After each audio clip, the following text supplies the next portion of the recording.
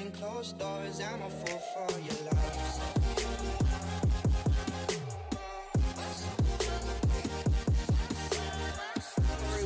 My name is Anthony, and welcome back to the Anthony James Show here on Sports Fan Entertainment. Let's talk about some NBA for a little bit.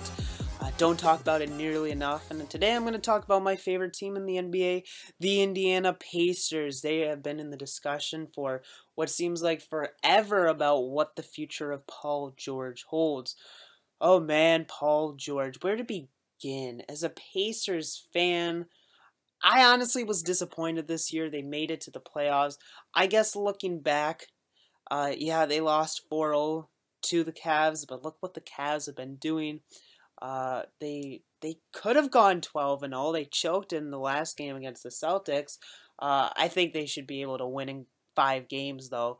Even if they don't, I mean, I'd be shocked if they don't make the finals. So at least in that regard, they lost to a team that's in the finals.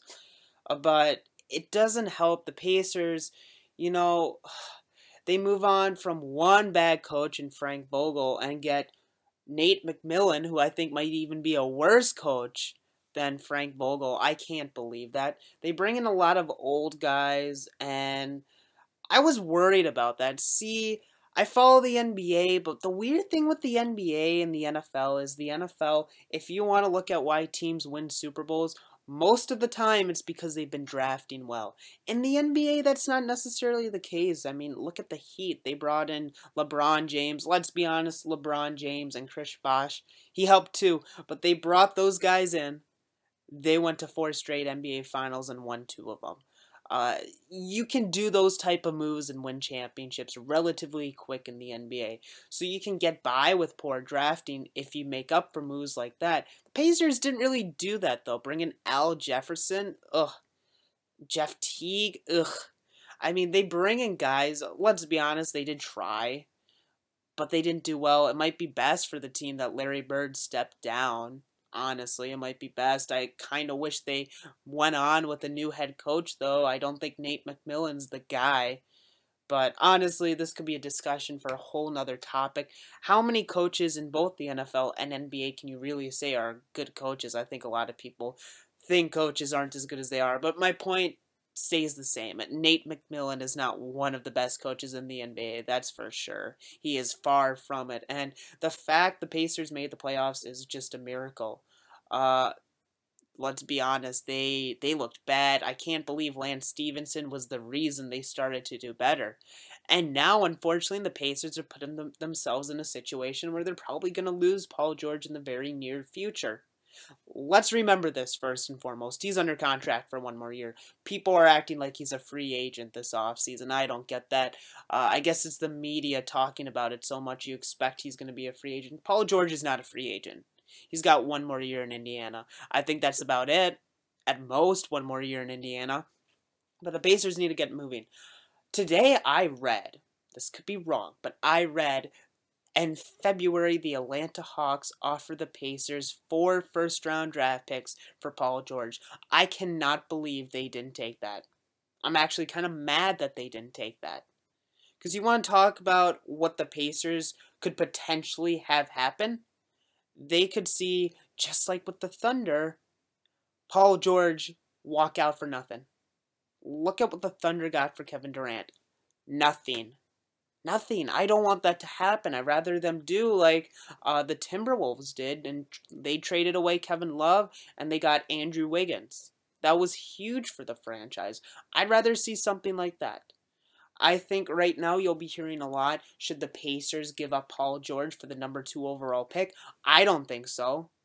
I really don't. I'll be honest, I haven't looked at the prospects this year for the NBA draft, but from what I understand, I don't think there's anybody that'll come in and play better than what Paul George has for the Pacers. I don't believe that's going to be the case. So why would they trade the number 2 pick to the Lakers? They need more than that. If the Pacers give up Paul George for a first-round draft pick to any team, I don't care if it's the number 1 overall pick, I think that's a bad move. Pacers need to get more than just this. Because right now they're in a position as a franchise where they at least have 1 star player, and that is Paul George. Like I said, he's probably going to be leaving sooner or later, but for now, you can at least say you have Paul George. That's something a lot of franchises can't say. They have one superstar. So what do? You didn't build around him. You tried and failed miserably, so now you need to acquire picks. 4 first-round draft picks, you're probably not going to get that offer again, which is unfortunate because I just can't believe the Pacers let go. Like, you didn't take that opportunity. 4 first-round draft picks? Ugh, that kills me. That kills me. Maybe it's wrong. Maybe it's wrong, but if it's right, man, that just kills me. So what did the Pacers need to get out of this? It depends. It's hard to say where's a good situation for him, because if you're going to trade him away, you're probably not going to be trading him for where you can get younger players.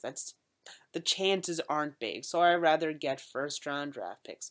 3 first-round draft picks for Paul George, I take it. 2, I want. 1, I want. I don't care where that one is. Like I said, I don't care if it's the #1 overall draft pick this year, next year. I don't care. No. It has to be at least 3 first-round draft picks, I'd say. If it's 2 first-round draft picks, there better be a pretty good player in that deal. That's how I look at it. Yeah, I'm a Pacers fan, so I might be a little bit selfish when it comes to this. But I could talk about the Pacers, and maybe I should in another video, because the Pacers, they are run poorly, let's put it that way. So I shouldn't be expecting a lot out of this deal, but looking about how that Kevin Love deal went down, I'm hoping for something like that. It'd be interesting, you know. Maybe the Celtics give up whoever they draft #1 overall for the Pacers.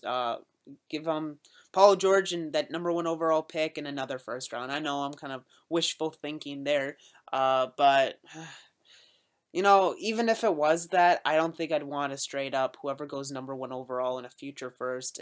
I just wouldn't. When it comes down to this, the Pacers need to realize very quickly that Paul George is going to be leaving town one way or another. You don't want to be like the Thunder. And knowing the Pacers, they probably will be like the Thunder, where they let Paul George play out the last year of his contract and don't trade him away. But the Pacers are smart, and that's honestly a big if. They will trade him away. The fact that in February they decided not to give up Paul George for 4 first-round draft picks makes me worried. What are you expecting better than that? I'm not expecting much better than that.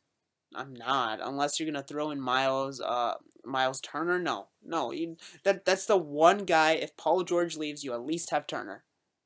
That's it, though. That's honestly it. Oh man, the Pacers, I tell ya, they make me mad. Whatever though.